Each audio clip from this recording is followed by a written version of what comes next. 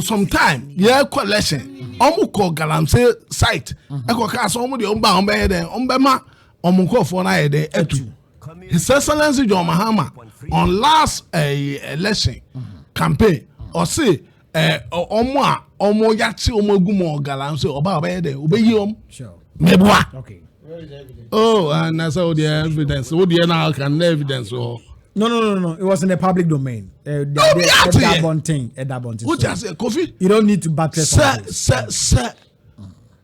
NDC. Sani ye hui sami jamfinum ko ensuo ho na ma kwasesa ensuo gu bottle water mu na mo de esi ho na John Yakpomu na be by studio. Yes, of course. Those days here jubilees.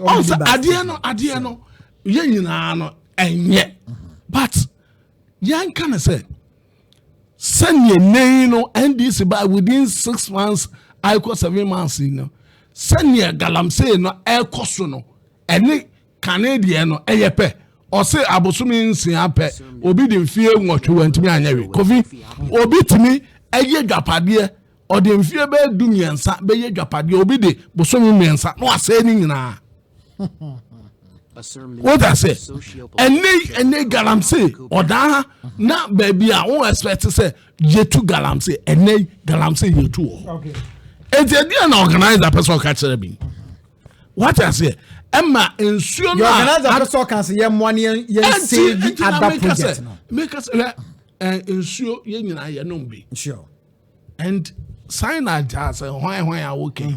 And then you know, sa bottle water you cry now. You who say, what they call aba? Obe hu nyoma woman. What I say? Yensu ya ye wo ha nyina sabe.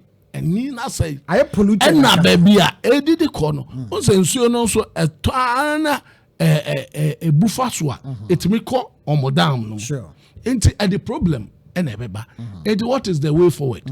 Ya de aban no ne o kan ye. Say or banka be na otwemiensa na aboso nwie no kura no obetu galamsey ase no ene ye expect so obeyesa because ya hweye ni ahweye a enyoma beje nsam kura o Kofi